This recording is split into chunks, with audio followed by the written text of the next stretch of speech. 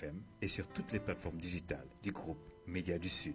Elhadji Sarr, président du mouvement Vision Émergence, membre de la mouvance présidentielle, face à Cheikh Tidiane Cissé ce dimanche de 11h à midi sur GMS FM 89.3.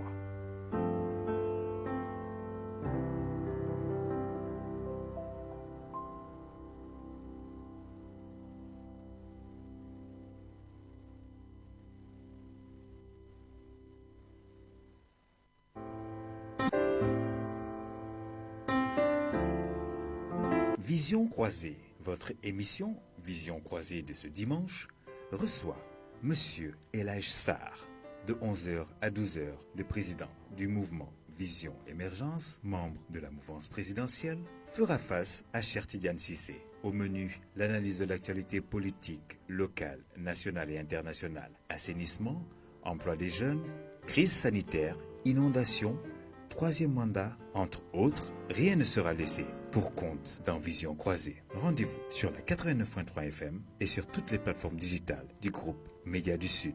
Elhadji Sarr, président du mouvement Vision Émergence, membre de la mouvance présidentielle, face à Cheikh Tidiane Cissé ce dimanche de 11h à midi sur GMS FM 89.3.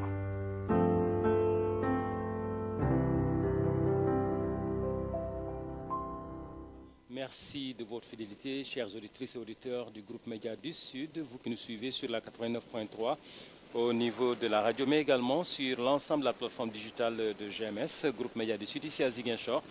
Nous sommes dans votre émission dominicale intitulée Vision croisée qui a l'honneur et le plaisir de recevoir ce matin M. Elhadji Sarr.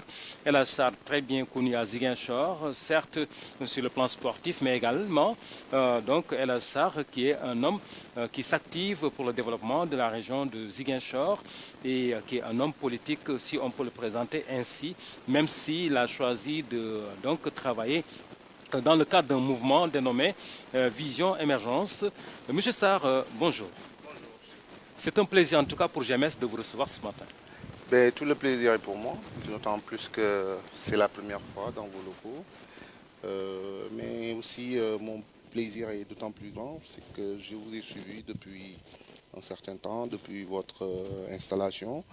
Vous êtes en train de vous déployer déjà sur toute la Casamance, mais aussi vous êtes en train de tout mettre en œuvre pour que nous autres qui sommes aujourd'hui en dehors de Ziguinchor et même avec la diaspora, de pouvoir vous suivre, de pouvoir être connectés au quotidien, aux réalités de chez nous. Et je pense que ça fait toute la fierté de toute la communauté casamançaise. Très bien. Elhadji, vous êtes là en tant que coordinateur du mouvement Vision Émergence, un mouvement qui sonne bien avec le plan Sénégal émergent. Et on voudrait juste visiter avec vous, qu'est-ce qui vous a poussé à mettre en place un mouvement dénommé Vision Émergence? Je suis très content d'en parler, d'autant plus que j'en parle dans une émission qui s'appelle Vision croisée. Donc, toutes les questions de vision. Les visions se croisent. Absolument. En fait, notre être en politique, d'abord sur le plan national, est dicté par les réalités ziguinchoroises qui sont les nôtres. Ce qui veut dire tout simplement que si nous nous sommes engagés en politique, c'est d'abord parce que Ziguinchor existe et Ziguinchor perdure dans nos cœurs. Il fallait s'engager en politique, il fallait faire en sorte que ce combat pour la Casamance puisse être mené, parce que nous savons tous ce que nous avons traversé, nous savons aussi les difficultés économiques que la Casamance a eu à subir depuis les indépendances. Nous nous sommes engagés en politique, c'est d'abord pour aider à la promotion de notre localité, mais aussi aider cette jeunesse laissée en rade, ces femmes qui tous les jours se battent à trouver des solutions pour des lendemains meilleurs. Nous sommes aujourd'hui de la mouvance présidentielle, je fais partie des membres fondateurs de l'APR. Il fallait d'abord, à la veille des élections de 2019, aider le président de la République, le président Macky Sall, à se faire réélire pour un second mandat, afin que tous ces chantiers qui ont été entamés puissent être achevés, mais aussi s'organiser autour d'un mouvement pour que, au-delà de l'action autour du président de la République, avoir cette présence sur le terrain, faire en sorte que Ziguinchor et les Ziguinchorois soient représentés et défendus dignement. L'autre aspect qui m'aura poussé à mettre en place ce mouvement, c'est que vous allez voir le paysage politique ziguinchorois. Depuis les indépendances, c'est très rare de voir un mouvement qui compte à la tête un jeune ou un mouvement piloté vraiment par la jeunesse. Donc, et nous savons qu'aujourd'hui, nous sommes une population très jeune en Casamance, et à chaque fois, les jeunes ont joué pleinement leur partition dans la vie politique casamançaise, ziguinchoroise en particulier, mais qui à chaque fois est laissée en rade.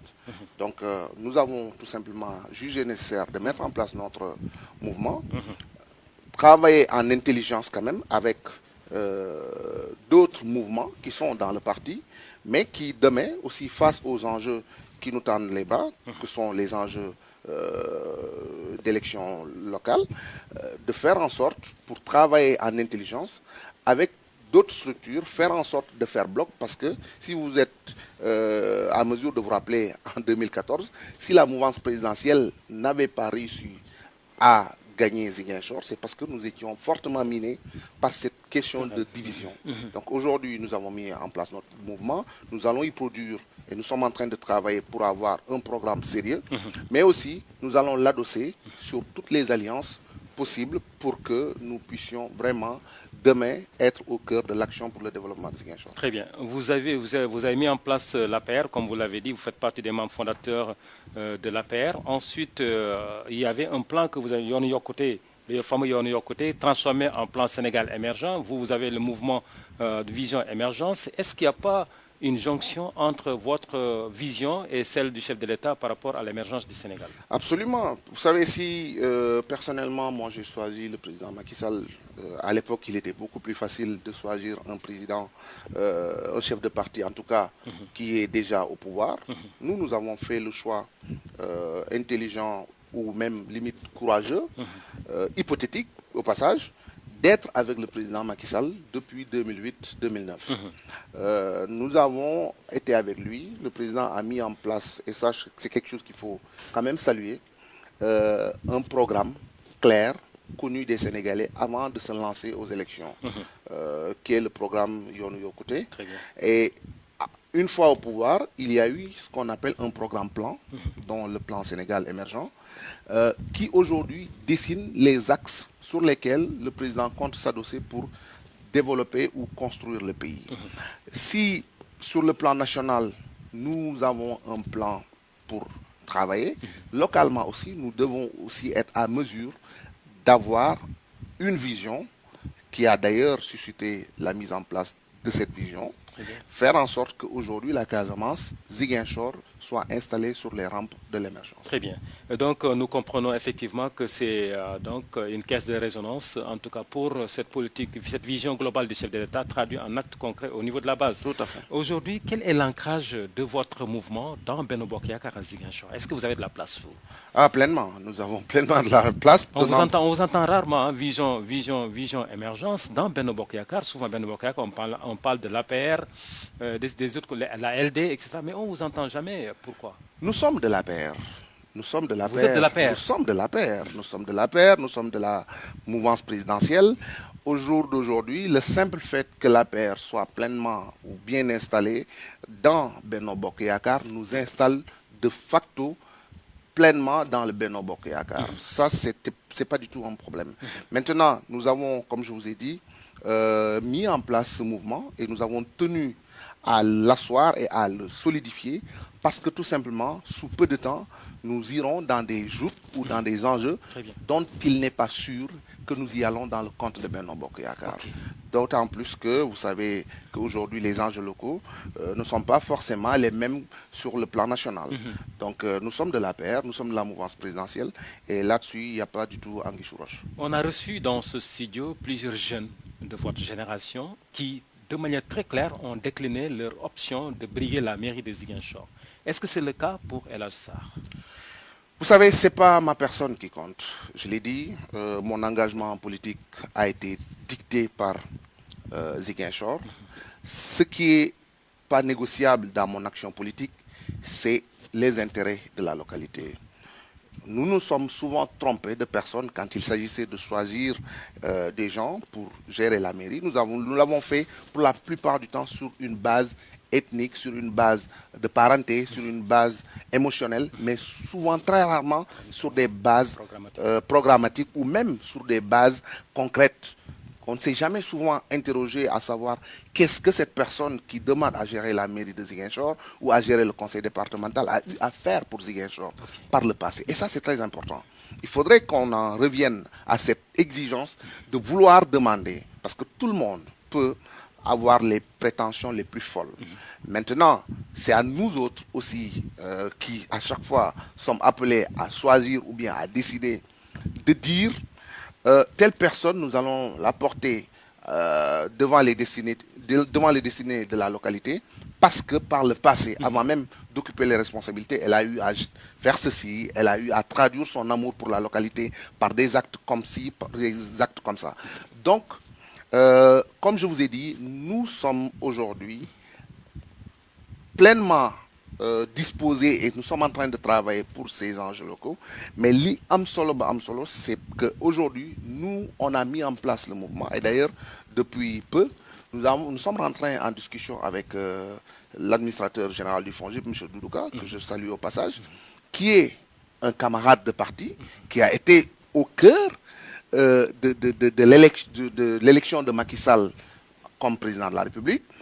Quelqu'un que j'ai fréquenté depuis la France et que j'ai vu à l'œuvre quand il s'agissait de mettre en place le programme Yono Yokote. Quelqu'un qui, dès que nous sommes arrivés au pouvoir, le président a eu... Mais vous n'avez pas de problème, vous, en vous réclamant des gens qui ont travaillé pour l'élection de Macky Sall, la dernière élection de présidentielle. N'êtes-vous pas un peu mal à l'aise avec cette défaite que vous avez essuyée à Ziguinchor? Êtes-vous prêt à dire que nous faisons partie des gens qui ont élu Macky Sall en réalité? Vous savez, la défaite de 2019, elle peut être appréciée doublement. C'est comme la question de du verre à moitié plein ou du verre à moitié vide. Nous avons certes perdu l'élection dans la commune de Ziguinchor, mais aujourd'hui, en termes d'électorat, nous avons doublé, triplé, voire quadruplé même le score, ou bien les différents scores que nous avions fait par le passé. Vous glorifiez de ça, Elhadj, mais ça pose problème. Si tous les Sénégalais raisonnaient comme ça, vous pensez que Macky Sall serait là aujourd'hui président? On ne s'en glorifie pas. C'est pour ça que je vous ai dit que la question peut être appréciée doublement. Très bien. D'un côté, on peut dire que nous n'avons pas réussi à gagner Ziguinchor. Maintenant, de l'autre côté, on peut dire que le scoring a été important, d'autant plus que c'est le nombre de voix obtenues sur le territoire national qui, au final, fera poids sur la balance. Maintenant, la défaite de Ziguinchor, elle ne s'explique pas sur l'incapacité des leaders à traduire la politique du président sur le terrain. Absolument pas. D'autant plus que je vous rappelle qu'avant les élections présidentielles, nous sortions d'élections législatives où nous sommes parvenus quand même à gagner à Ziguinchor. Nous avons eu un candidat sur le plan national qui était de la localité. Nous savons, et c'est ce que j'ai dit tout à l'heure, qu'à chaque fois nous avons fait des choix sur l'aspect affectif. Vous êtes en train de... C'est comme si on convoquait l'histoire, comme si Robert Sagna ne s'est pas, une année, posé comme candidat à la présidence de la République et pourtant qu'elle n'a pas gagné Ziguinchor. Mais en fait... Comment se fait-il qu'Ousmane Sonko, qui est de la région, se positionne et qui gagne Ziguinchor? C'est ce que je vous dis. Les gens ne comprendraient pas parce que vous êtes en train de montrer un argument pour dire qu'on avait un fils de la région qui s'est présenté. Robert Sagna était fils de la région quand il se présentait. Ce n'était pas autant un argument qui faisait de lui quelqu'un qui va gagner la région de Ziguinchor. Mais ce n'était pas un facteur. Ce qui s'est passé par rapport à la candidature d'Ousmane Sonko. C'était quoi? N'est pas un facteur non négligeable, d'autant plus que si vous comparez la candidature de Robert Sagna et celle d'Ousmane Sonko, vous verrez vite fait qu'il n'y a pas du tout comparaison. C'est quoi le d'autant problème? plus qu'ils n'ont pas, à l'époque, ils n'ont pas eu le même aura sur le plan national. Vous reconnaissez la valeur d'Ousmane Sonko? Mais voilà. Je reconnais la valeur de tout bon fils de la Casamance. Je ne pourrais pas cracher sur la personne d'Ousmane Sonko, saluer la personnalité de Doudouka, bénir la mienne de personnalité. Vous savez, c'est toujours une réjouissance pour nous d'avoir un fils de la Casamance engagé en politique. Ce que nous ne partageons pas, ce que moi je ne partage pas simplement, c'est que cet engagement-là soit aujourd'hui adossé sur des bases ethnocentriques, sur des bases de division et sur des bases de remuer aujourd'hui tout ce que nous avons vécu ici comme difficulté et comme conflit. Et c'est le cas pour vous? C'est le cas pour Ousmane Sonko. Ah oui. Absolument, c'est son cas. D'autant plus qu'aujourd'hui, moi, j'ai toujours dit que le seul problème que j'ai avec la personne, ce n'est pas le fait qu'elle soit politiquement engagée, mais c'est qu'aujourd'hui, jusqu'à présent, je continue à me poser des questions, à savoir pourquoi cette dernière n'est pas vue lorsque les populations sont dans le besoin. Depuis que je suis ici, la personne a pleinement le droit de s'engager en politique. Mais je le dis, c'est valable pour les hommes politiques qui sont dans l'opposition comme pour ceux qui sont dans le pouvoir. Très bien. Casamance, Ziguinchor doit et mérite d'être accompagné. Nous n'avons pas forcément besoin d'attendre d'être aux commandes ou bien d'être aux affaires pour servir cette localité. La personne dont vous êtes en train de parler, je ne l'ai pas vue matérialiser son engagement aux côtés des populations. On ne peut pas continuer à se servir de Ziguinchor pour ses intérêts politiques et demain, lorsqu'il s'agit de servir Ziguinchor parce que les gens sont dans le besoin, vous le faites sur la base de déclarations. Je vais vous faire une révélation. Lorsqu'on a mis en place notre mouvement, on a dit l'objectif c'est d'aller aux élections locales. Maintenant, et faire en sorte que ce qui nous avait miné en 2014, nous n'ayons pas à le revivre. Il fallait tout de suite réfléchir sur une alliance faite avec des hommes, des femmes, capables de faire un bloc pour que demain, nous ne puissions pas vivre cette histoire de division qui nous avait affaiblis par le passé. Mais ce choix allait être basé exclusivement sur qu'est-ce que nous, d'abord, nous avons fait pour Ziguinchor, mais qu'est-ce que la personne avec laquelle demain on pourrait être appelé a eu à faire. Le diagnostic était vite fait. Quand on a discuté avec plein d'autres leaders qui sont là, le choix de la personne de Doudouka a été fait automatiquement.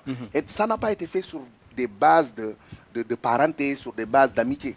Non, on a fait un choix raisonnable de voir que depuis 2013, elle fait partie des personnes qui socialement ont beaucoup aidé et accompagné les populations. Ça, c'est un gage pour que demain, comme on le dit chez les Wolofs, donc c'est à cela que j'appelle à Ousmane Sonko, comme n'importe qui d'autre, qu'aujourd'hui, quand on est d'une localité et qu'on se réclame y avoir sa base politique. Vous devez être mal à l'aise aujourd'hui, hein, parce qu'on parle des inondations et tout. Il y a certains responsables, même de votre parti, le parti présidentiel, qui jusqu'ici n'ont même pas mis pied sur Ziguinchor. Mais c'est dommage. Les inondations, d'ailleurs, pour moi, quand tu parles des inondations, c'est que tu occultes ce que nous sommes en train de vivre. Pour vous conforter dans ce que vous êtes en train de dire, il y a eu pire. Il y a eu pire parce que tout simplement, durant toute la pandémie, Ziguinchor a été fortement impacté. Nous n'avons pas vu des responsables politiques.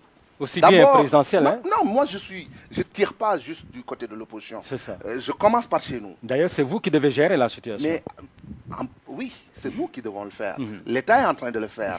Moi, je dissocie l'action de l'État et l'action politique des hommes qui, comme moi, sommes d'ici.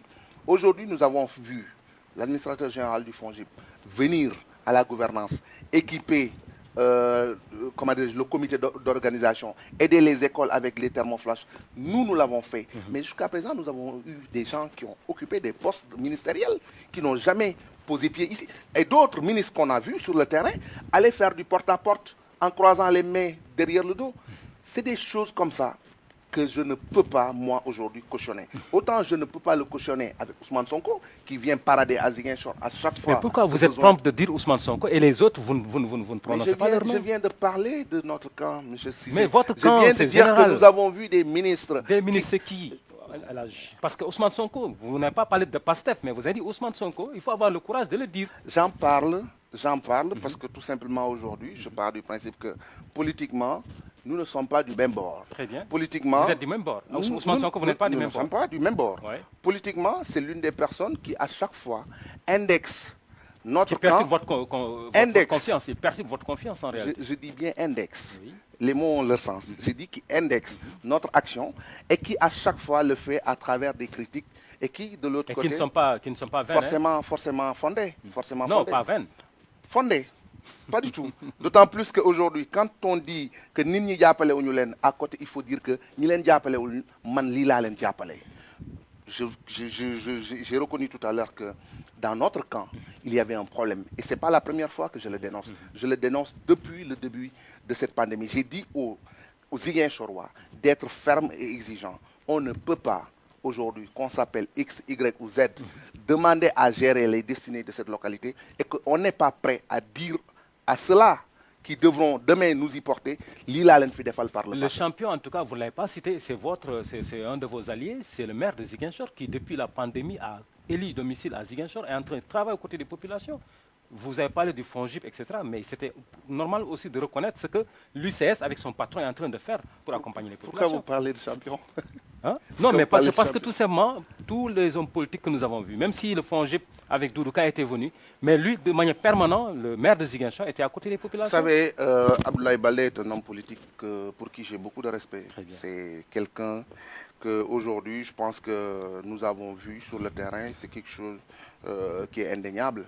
Maintenant, il n'est pas sans savoir que c'est le maire de Ziguinchor. Si lui n'élit pas domicile ici, qui le fera? Mais les responsables politiques Non, aussi. non, non. Les responsables politiques aussi. La première personne qui devra répondre de la vie politique ou bien de l'administration de la cité, ce n'est pas Doudouka, ce n'est pas moi, ce n'est pas Benoît Sambou, ce n'est pas Ousmane Sonko, c'est Abdoulaye Baldé. C'est celui Et que il l'a les fait. Ziguinchorois... Et il l'a fait. Mais c'est normal. J'applaudis des deux mains. Très bien. J'applaudis des deux mains. C'est quelqu'un, je vous ai dit, qui aujourd'hui est dans notre camp. C'est un grand frère, c'est un ami. Et souvent, quand je l'ai au téléphone, je lui dis, mais monsieur le maire, bravo. Par le passé, j'ai eu à lui reprocher son absence dans Ziguinchor. Pendant longtemps, nous n'avons pas eu notre maire sur place. Il a compris, il a rectifié le tir. Mais dire qu'aujourd'hui, celui qui a les moyens de l'État en tant que maire, celui qui a le mandat du peuple en tant que maire et celui qui ne l'a pas ne peuvent pas être jugés au même tribunal. D'autant plus qu'aujourd'hui, comme beaucoup le disent, ce que Macky Sall est en train de faire, parce que c'est lui le président des Sénégalais, ce que Baldé est en train de faire, il doit le faire. Au contraire, on devra s'alarmer quand il ne le fait pas. Ce que Ousmane Sonko est en train de faire, comme ça, il devait le faire parce qu'il est de l'opposition, il n'a aucune responsabilité par rapport à ces Mais vous savez, moi je pars du principe qu'aujourd'hui, le terme opposition devrait être revu dans ce pays. D'autant plus que... C'est important, on va y revenir tout de Oui, suite. oui, On d'autant... va y revenir tout de suite parce que il est question, dans ce dialogue politique national, de revoir le statut de l'opposition. C'est important. Donc on va continuer. Monsieur Sarr, vous avez répondu comme membre de l'APR aujourd'hui. Mais qu'est-ce qui peut expliquer que vous soyez de l'APR et que vous, à un certain moment, vous dites non, attends, il faut que je crée un mouvement au sein de l'APR pour pouvoir travailler? Nous sommes une armée mexicaine ici. Ah oui? Oui, nous sommes une armée mexicaine. Vous savez, je vous l'ai dit tantôt, lorsque nous avons, en 2008, lorsque le président de la République s'engage... C'est un courage de reconnaître que nous sommes une armée mexicaine. Et ça, mais par contre, ce n'est pas une mauvaise chose en soi. D'autant plus que jusqu'à présent, ça nous a réussi. Absolument. On a eu à élire un président, on a eu à le réélire, peut-être que ça nous va bien et puis on va continuer là-dessus. Maintenant, une armée mexicaine n'est pas forcément une armée qui ne sait pas se défendre lorsqu'il s'agit d'être en face de l'adversaire. Ce qui est sûr et certain, lorsque nous nous sommes engagés aux côtés du président Macky Sall, moi personnellement, j'étais à Paris, Doudouka y était, mais ça ne faisait pas de nous des sous-sénégalais ou des moins casamassés. D'ailleurs, ce qui a valu notre retour au Sénégal, c'était pour contribuer à l'action du président, servir le pays sur le plan national, mais servir notre terroir. Lorsque vous venez sur le terrain, vous voyez des gens qui, par le passé, lorsqu'ils installaient le parti, ne vous ont pas vu, pensent que vous êtes aujourd'hui des touristes ou bien des gens qui viennent de devenir casamassés. Il faudrait qu'à un moment donné, dire full stop. Abokina fille du terrain, nous sommes d'ici. Et parce que nous sommes d'ici, nous allons aujourd'hui parler avec nos tantes, avec nos oncles, avec nos frères, pour leur dire, si vous êtes capable d'accompagner X ou Y pour le devenir de Ziguinchor, nous autres qui sommes vos fils, si nous demandons à ce que vous veniez autour de l'idéal qu'on vous propose, vous devez répondre. Nous avons mis en place ce mouvement parce que nous sommes convaincus que nous ne sommes pas des Ziguinchorois par infraction. Nous le sommes pleinement. Nous sommes nés ici à l'hôpital Silence. Nos papas reposent dans ce cimetière de Belfort. Nos familles sont ici ancrées. Donc, pourquoi est-ce que nous allons être timides Pourquoi à chaque fois, je vais vous dire, les Ziguinchorois ont souvent élu des hommes venus, je ne dirais pas venus d'ailleurs, mais qui sont découverts d'un moment à un autre de l'histoire. S'ils sont capables de le faire pour les autres, ils sont capables aussi de le faire pour nous autres. Mais si nous autres qui sommes d'ici, authentiquement d'ici, nous ne sommes pas capables de nous organiser et dire, faites-nous confiance, nous autres, vos fils, ben, ils le feront avec les autres. Voilà, entre autres, quelque chose qui aura motivé la mise en place de ce mouvement, mais surtout, le fait même d'oser dire que nous allons pour la mairie de Ziguinchor être au devant de la scène, parce que nous, nous sommes extrait de naissance, de Dakar, Ok, voilà. Donc c'est clair, on vous concède cela. Donc c'est face à cette mauvaise organisation de l'APR que vous vous êtes dit également que vous allez vous donner les moyens de faire votre politique et dignement, votre politique et gagner votre place, revendiquer votre place justement. Ce n'est pas une mauvaise organisation. C'est une organisation. Une armée mexicaine, ça c'est, on ne peut pas parler de... C'est votre appréciation. Non, attends, on ne peut pas parler, on ne choisit pas ex nihilo pour qualifier de armée mexicaine un groupe. C'est ce que je vous dis. Mais c'est parce qu'il n'y a pas d'organisation, il n'y a pas de structuration. C'est la lecture qui diffère. Et personne ne reconnaît l'autre. Nous ne sommes pas structurés, M. Cissé, et pourtant nous gagnons des élections. C'est ce que je vous dis. Donc finalement, la structuration n'a pas son importance. Peut-être pour d'autres, oui. Peut-être pour nous, non. Mais le plus important, c'est qu'en termes de résultats, nous faisons des résultats. Et quand je dis, ce n'est pas en termes d'une mauvaise organisation, mais c'est en termes d'une organisation différente de celle des autres. C'est comme ça que moi je l'apprécie. Okay. Donc aujourd'hui, nous sommes à travers ce mouvement. Et d'ailleurs, nous sommes en train de refaire les choses. Si nous avons mis en place ce mouvement et que tout de suite nous avons voulu se mettre en alliance ou en coalition avec le mouvement de Doudouka, travailler ensemble. Demain, peut-être Angélique va nous rejoindre. Demain, nous allons chercher à aller mais avoir vous contournez l'APR, quoi. Vous contournez l'APR à travers les satellites de mouvement. Nous ne contournons pas l'APR. Non, attends, Doudouka a créé un mouvement. Oui. Vous avez créé un mouvement. Oui. Et pourtant, l'APR était là déjà comme cadre. C'est ce que je vous dis. Vous ne vous reconnaissez pas dans l'APR et chacun, pour être libre de ses activités, est obligé d'aller vers son mouvement. L'armée mexicaine est en train également de se démultiplier. Nous avons une manière très intelligente d'agir lorsqu'il s'agit de politique. D'accord. On se retrouve tous autour de l'APR, autour de Benno Bokk Yakaar, lorsqu'il s'agit de questions d'élections nationales ou législatives. Maintenant, sur les enjeux locaux, comme je vous ai dit tout à l'heure, il y a une différence. Et à partir de ce moment, peut-être que notre stratégie payera. Merci beaucoup. L'arrivée d'Ousmane Sonko à Ziguinchor est un mal nécessaire pour vous. Parce qu'en réalité, depuis qu'il est venu à Ziguinchor, nous avons senti par-ci, par-là, des réactions de la part de la mairie de Ziguinchor, des réactions de la part de Doudouka, votre allié et tout. Finalement, on pourrait dire que c'était un mal nécessaire qu'il soit là pour qu'on vous entende, au moins pour ce qui concerne l'inondation, même si la mairie était toujours là en train de parler des inondations. L'arrivée d'Ousmane Sonko, pour nous, ne change absolument rien dans notre trajectoire politique. Je vous explique. Je vous ai dit que c'est en 2000... J'étais en vacances ici au Sénégal. À l'époque, j'étais en année de licence. J'étais en stage à la Sonatel. Je viens au Sénégal. Je viens quelques jours à Ziguinchor. Je retrouve ma ville déserte, limite fantomatique. J'avais connu durant mon enfance plein d'usines, Amergère, Soprika, Casaju. Tout ça s'était arrêté. La plupart de mes amis étaient partis. D'autres avaient cartouché à l'université, d'autres avaient voyagé, d'autres avaient tenté l'aventure Barça ou la Barça. Et je ne comprenais pas en fait comment est-ce qu'une ville comme Ziguinchor, qui a toujours compté sur le plan national, qui a toujours eu des hommes politiques forts, qui ont eu aussi à donner leur mot quand il s'agit de la construction nationale, les Émile Badiane, Daniel Kabou, Famara Ibrahim Sagna, Robert Sagna, s'étaient retrouvés dans pareille situation. Voilà d'où est-ce qu'est parti mon engagement en politique.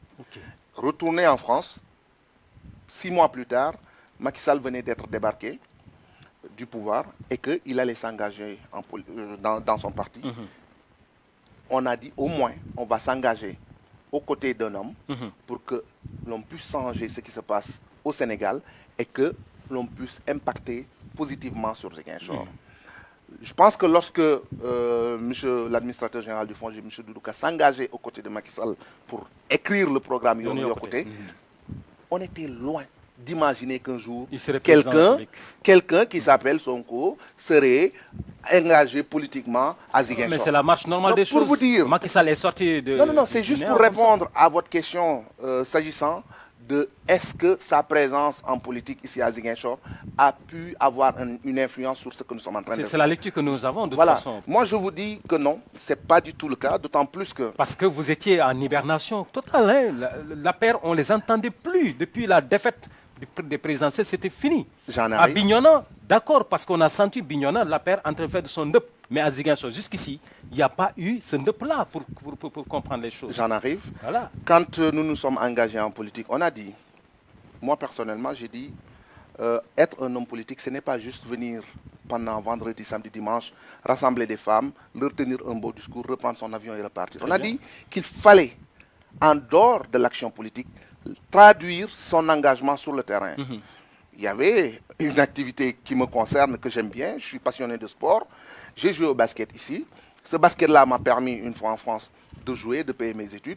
Et lorsque je suis venu, autant j'avais remarqué les autres facteurs arrêtés, j'avais vu que le basket aussi était... On y reviendra. Absolument. Parce qu'on ne peut pas vous recevoir sur ce plateau sans parler de basket. Donc du coup, je me suis engagé. On était resté presque 10 ans sans avoir une ligue de basketball fonctionnelle. J'ai dit, à côté de mes actions politiques, je vais aider cette discipline. Nous l'avons fait. Nous avons accompagné. Aujourd'hui, je suis parti de la ligue de Ziguinchor. Il y a une nouvelle ligue, mais quand même, nous avons une équipe féminine en première division. On y reviendra dans le sport. On reviendra sur ça. De l'autre côté, nous avons dit aujourd'hui qu'il faut continuer, et c'est ce que Doudou a fait depuis longtemps, aider à travers l'Inuko Dunk, moi, le FONGIP, le financement des femmes, le financement des activités de jeunes. Aider lorsqu'il s'agit de Navetan, parce qu'aujourd'hui, le sport aussi occupe pleinement son rôle en Casamance. C'est à cela que j'appelle mon frère Ousmane Sonko. C'est-à-dire, si vous êtes en politique, en dehors de l'action politique, aider, accompagner. On me dira que demain, oui, parce que j'ai entendu quelqu'un dire, non, il n'a pas les moyens. Mais nous, ce que nous sommes en train de faire ici à Ziguinchor, lorsque moi je mets des sous dans le basketball, il n'est pas dit que c'est Macky Sall qui me l'a donné. Il n'est pas dit qu'il y a eu un budget qui a été voté pour nous pour faire une action. On le tire de nos maigres salaires. Très bien. Parce que, quand même, quoi que l'on puisse dire, c'est ici qu'on a fait nos bancs et nous avons aussi ce devoir de retour d'investissement pour notre localité. Très bien. Nous vous le concédons. Monsieur Sarr, j'ai reçu sur ce plateau un monsieur, Oupa Kadior Mendy. Je ne sais pas si vous le connaissez. Très bien. Alors, son passage a été déterminant parce qu'il a réclamé l'audit du FONGIP et de M. Doudouka, sa gestion, et Baldé dans l'ANOCI. Il aspire à être maire de Ziguinchor également. C'est très bien. Alors, en tant que membre de la mouvance présidentielle, êtes-vous prêt? Parce que la reddition des comptes, également, est un combat pour Macky Sall. Tout à fait. Si la classe politique réclame cela, êtes-vous prêt à vous soumettre à, justement, cet audit? Vous savez, je pars du principe qu'aujourd'hui, s'il y a une personne qui est préparée et qui est prête à être auditée, c'est l'administrateur général du FONGIP. Vous savez que nous avons aujourd'hui une vision très rédhibitoire de ce qu'est les audits. Il n'y a pas quelque chose de plus normal. Aujourd'hui, nous avons dans la conscience collective sénégalaise que quelqu'un qui est audité, c'est forcément quelqu'un qui a fait quelque chose ou c'est quelqu'un qui a des malversations. Je pars du principe qu'il y va pleinement de la marche de la vie administrative. C'est quoi auditer quelqu'un? C'est faire le point sur son actif et sur son passif dans sa gestion. Ce n'est nullement autre chose. Maintenant, ce que je déplore dans des attitudes pareilles, dans des attitudes belliqueuses, lorsqu'un jeune est engagé en politique, lorsque vous venez, que vous soyez un jeune ou un adulte, et que vous dites que vous avez envie de vous engager pour votre localité, j'ai commencé par dire tout à l'heure que j'applaudissais des deux mains ce que le maire est en train de faire, même si par le passé, je n'étais pas d'accord avec ses absences récurrentes. Ce n'est pas parce qu'on vient et qu'on insulte tout le monde, ou bien on crache sur tout le monde, que demain on sera perçu comme étant le meilleur. Oupa Kadior, c'est un jeune de ma génération, c'est quelqu'un que je connais très bien. Et je n'ose même pas croire, remettre en cause son amour pour Ziguinchor. Mais je déplore son attitude lorsqu'il s'agit de venir et de réclamer une audit sur un frère de la Casamance, alors que lui est sous la coupole d'un homme qui, tous les jours, est traîné dans la presse, Maître Moussa Diop, qui était son patron à Dakar Demdik, qui aujourd'hui, nous savons tous que depuis qu'il a été débarqué, vous avez lu partout dans la presse qu'il était question de malversation. Et c'est cette attitude de complexé que moi je ne peux pas tolérer vis-à-vis d'un Casamancé. Devant un nordiste là-bas, qui est votre patron, qui est traîné dans la boue, vous pliez en quatre, vous venez, vous regardez un fils de la Casamance. Moi aujourd'hui, quelle que soit mon opposition à Ousmane Sonko, je ne pourrais pas apprécier que demain, qu'il soit traîné dans la boue. Je ne pourrais pas me réjouir qu'un fils de la Casamance soit indexé à tort sur des questions. Depuis quand est-ce qu'il a été question de malversation au FONGIP? Jamais. En tout cas, moi, j'en ai pas entendu. Donc, venir parce que nous avons envie de nous faire un nom, taper sur plus gros que soit pour vouloir exister, c'est une attitude très mauvaise à mon sens. Très bien. La dernière question politique que nous allons agiter, c'est, vous l'avez dit, vous avez élu Macky Sall et vous l'avez réélu. Tout à fait. Ça fait combien de mandats? 2. Alors, on va vers des élections en 2024. Le 3e mandat. C'est un 3e mandat. Je dis, vous parlez du 3e mandat là? Non, c'est un 3e mandat. Est-ce nous sommes tous d'accord que c'est un 3e mandat pour Macky Sall? Pour 2024? Oui. D'accord, allez-y. Est-ce que Macky Sall a le droit de briguer un 3e mandat au Sénégal, selon vous? Parce que c'est une question qui est taboue au sein de la paire. Je vais vous expliquer, M. Cissé. Il n'y a rien de tabou chez nous. Vous savez, ce qui fait notre liberté, c'est que nous nous sommes engagés derrière un homme qui n'avait... Donc vous êtes d'accord que 2024, ce sera un 3e mandat pour Macky Sall? J'en arrive. Oui, parce que nous sommes comptés par le temps. Oui. J'en arrive tout à fait. C'est sur la notion de tabou. Il n'y a pas de tabou. On s'est engagé autour d'un homme librement. Nous avions été formés à la bonne école. Nous avons une profession. En dehors de la politique, on peut exister. Je vous fais une révélation au passage. Jusqu'en février 2020, j'étais le directeur de la communication du PRODAC. Du jour au lendemain, j'ai rendu ma démission. J'ai rendu ma démission pour mettre en place mon entreprise et travailler pour mon propre compte. Pour quelqu'un qui n'a pas de liberté, pour quelqu'un qui n'a pas une formation, ce serait vraiment escamoté de prendre pareille décision. Pour vous dire que si moi je suis capable de faire cela pour un poste que le président m'avait confié, je peux garder ma liberté de ton quand il s'agit de parler du 3e mandat. Ouais. Il n'est pas question de tabou. Vous savez, on ne parle pas du 3e mandat pour une seule et simple raison. Très bien. Que c'est une question qui arrange l'opposition. Nous sommes élus, réélus il y a à peine un an. Les Sénégalais nous ont réélus sur la base d'un programme clair. Nous sommes en face de la construction nationale. Nous avons des missions sur lesquelles les Sénégalais nous attendent, sur le plan sportif, des infrastructures, la santé. Et vient s'y ajouter aujourd'hui la question de la pandémie. L'opposition veut nous tirer dans un débat stérile et vide qui demain peut-être pourrait lui profiter. Pourquoi l'opposition agite cette question? Au point de sanctionner les gens qui évoquent cela en disant que Macky n'a pas le droit de faire son 3e mandat. Parce que ceux qui ont dit qu'il pourrait se présenter n'ont jamais été inquiétés. C'est ce que les Sénégalais ne comprennent pas. Non, on ne sanctionne pas ceux qui ont dit qu'il ne peut pas se présenter. On sanctionne qui? On sanctionne la plupart du temps des personnalités reconnues dans le parti et qui ont une voix qui porte. La parole d'un simple technicien dans le métier que vous êtes en train de faire, un monteur, un caméraman, n'engage pas, ou du moins n'a pas la même portée que le directeur général de cette structure ou bien ou l'administrateur. Vous voyez ce que je veux dire? Aujourd'hui, le président a imprimé un tempo. Et dans le parti, que ce soit dans le parti au pouvoir, comme dans les partis de l'opposition, moi j'ai vu dans le parti PASTEF, Ousmane Sonko virer des responsables. Récemment, il y avait une dame qui tenait des propos pas du tout corrects sur les réseaux sociaux, dont le PASTEF, c'est des partis. Il y a une discipline de partis partout, que ce soit de l'opposition ou que ce soit du camp présidentiel. Surtout encore du camp présidentiel. Parce qu'aujourd'hui, tout ce que nous faisons a un ralent et un retentissement non négligeable. Ce qui fait qu'aujourd'hui, le président a dressé une ligne rouge. Cette ligne-là, elle n'est rouge que parce que nous savons que ce débat ne nous profite pas. Lorsqu'il s'agira de parler du troisième mandat, ce ne sera pas à l'opposition d'imprimer le tempo. On le fera et on le fera aisément. Très bien. Donc, on est d'accord que si Macky Sall se présente en 2024, c'est pour un troisième mandat. C'est justement ce qu'il faut éclairer à l'interne des populations. On en parlera. Attends. Très bien.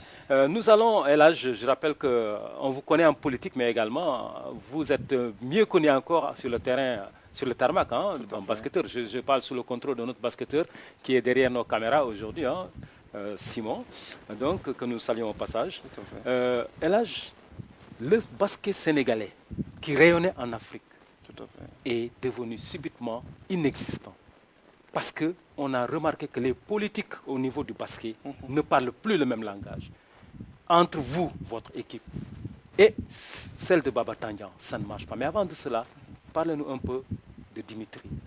C'est exactement ce que j'allais faire. J'allais profiter de votre antenne pour rendre hommage à cet illustre homme, Big Pa, comme nous on l'appelle dans le milieu, qui a vécu toute sa vie au service de Ziguinchor, au service des Ziguinchorois, qui a fait des hommes, qui n'a pas fait que des basketteurs. Moi, en partie, m'a fait. D'autant plus que si j'ai manié la balle orange pour la première fois, c'était avec lui. Qui n'a pas entretenu avec nous que des relations de sportifs. C'était des relations de père à fils. Ses enfants aujourd'hui, les Arnold, Hélène, Aya, tous ces gosses qui sont aujourd'hui à Dakar partagent mon domicile avec moi. Donc c'est parce que tout simplement il a eu cette dimension de père de famille qu'il a réussi à nous insuffler l'amour du sport, mais aussi l'amour de Ziguinchor. Je l'ai eu à peine une semaine avant son décès. Il m'a rappelé pour me dire, mais écoutez, président, et c'est d'ailleurs ce qui m'avait fait verser des larmes quand je suis venu pour son décès. Ce qui m'a appelé pour me dire, mais vous êtes venu pour la Tabaski cette fois-ci, je ne vous ai pas vu. Et une semaine après, on m'appelle pour me dire qu'il est parti. Parce que à chaque fois que je venais à Ziguinchor, je prenais au moins 10 minutes, 15 minutes pour qu'on me parle. Et il n'attendait pas forcément que je vienne à lui. Ce jour-là, j'étais dans le même avion que Doudouka. Je lui ai dit, bah, moi je vais pour le décès. Il m'a dit, moi aussi je vais pour le décès. Donc c'est ensemble qu'on est parti saluer la mémoire de cet illustre homme. Et nous prions, je pense que Ziguinchor prie pour le repos de son âme. Mais aussi, j'en appelle à moi-même d'abord et à l'ensemble des autorités pour faire en sorte. J'avais entendu M. le maire Abdoulaye Baldé, et je sais qu'il le fera, dire qu'il voulait lui donner le nom du terrain Pedro Gomis. Donc que nous puissions en sorte faire que immortaliser l'homme parce que c'est important. Voilà, donc parlons maintenant du basketball. C'est Bisbi qui existe entre vous et Baba Tandian. C'est quoi le fond du problème? C'est des questions de sous ou c'est des questions de management? C'est des questions de poussel motok. D'accord. Oui, comment? J'en arrive. Baba Tandian a été le président de la Fédération sénégalaise de basketball. Très bien. Durant un mandat. Dans ce mandat-là, il a eu à travailler. Avant lui, il y a eu d'autres présidents de fédération. Parce qu'aujourd'hui, dans l'entendement collectif, on a l'impression qu'il a été le seul ancien président. Alors qu'on en a connu de grands hommes qui ont géré ce basket. Le défunt Abdoulaye Sey Moro, qui a dirigé cette fédération pendant plus de 18 ans, qui est décédé il y a de cela 2 mois, qui est parti sur la pointe des pieds et qui n'a jamais fait de vague. Nous avons un homme qui a géré le basketball du Sénégal et qui est sorti par la petite porte parce qu'il est parti de la fédération parce que le Sénégal a été débarqué sur la scène internationale pour cause de fraude. Très bien. Le seul trophée qu'il aura gagné en tant que président de fédération, c'est les U18. Et c'est lors de ce tournoi où ils ont gagné chez les U18 qu'ils ont été épinglés pour des questions de fraude sur l'âge, une fraude réelle et avérée, qui nous a conduit dans une suspension et qui nous a valu une sanction de 300 millions.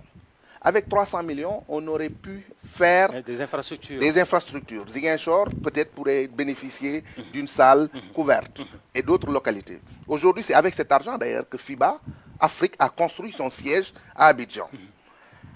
Les autorités de ce pays, à l'époque, sous Wade, avaient mis en place, les autorités avec Macky Sall qui venait d'arriver au pouvoir, ils ont mis en place le comité de normalisation.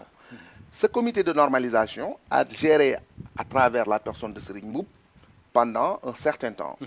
Ils ont eu à retravailler les textes, ils ont eu à organiser des élections en 2015.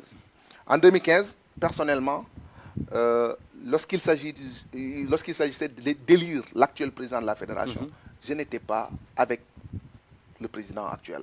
J'étais contre, pour la bonne et simple raison, comme je vous le dis, quand il a voulu avoir le soutien de Ziguinchor, il l'a fait via un appel téléphonique. Il m'a appelé pour me dire, ben écoutez, en tant que président de la Ligue de Ziguinchor. En tant que président de la Ligue, président, je veux que vous m'accompagniez pour gagner les élections. Alors que je l'avais vu faire le tour du Sénégal, rencontrer, discuter, échanger avec les autres acteurs. Encore, j'ai dit, voilà, d'autres personnes qui continuent à croire que... Malgré tout, vous lui avez tendu la main. Non, en 2015, je n'étais pas avec lui. En 2015, j'ai été ferme. On a été aux élections, j'ai voté contre. Il a gagné. Et lorsqu'il a gagné, j'ai continué à être président de Ligue. Nous avons eu cette collaboration. Nous avons eu une collaboration parce que c'est le président. Même si sur beaucoup de points on n'était pas d'accord, d'autant plus que je lui reprochais que la direction technique n'était pas fonctionnelle, je lui reprochais d'être en train de gérer le basket entre Duc et l'AS Douane et Thiès. Je leur ai dit, une fédération doit refléter le maillage national. Très bien.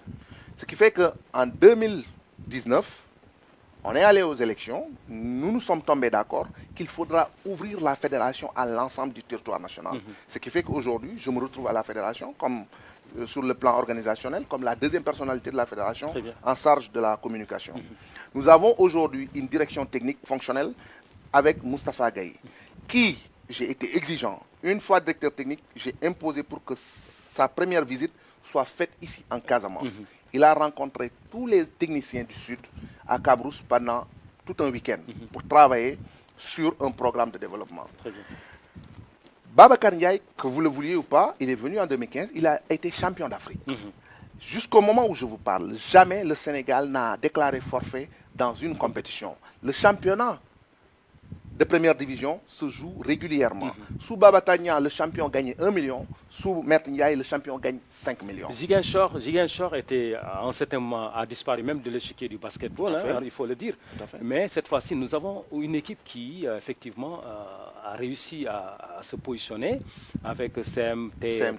Basket Club. Aujourd'hui, qu'est-ce que vous êtes prêt à faire pour aider ces jeunes? Parce qu'on sait que le volleyball, ça ne marche pas du tout à Ziguinchor, parents pauvres.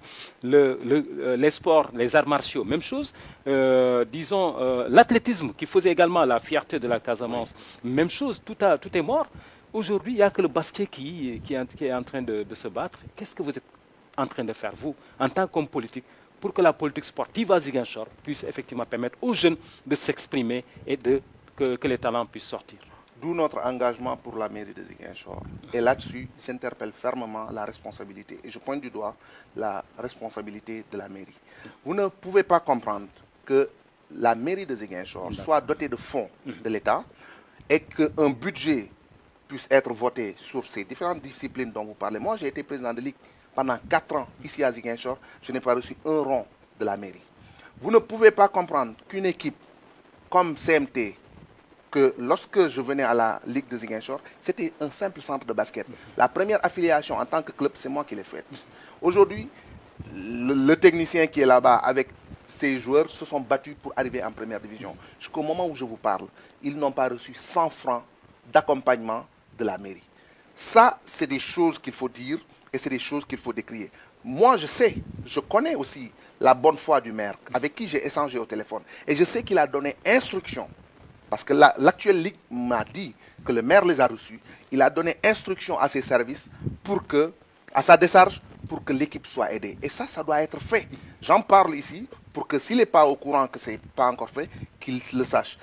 Maintenant, si les autorités premières qui ont la responsabilité rentrent en ligne de mire, moi personnellement, j'ai dit récemment ce que je comptais faire.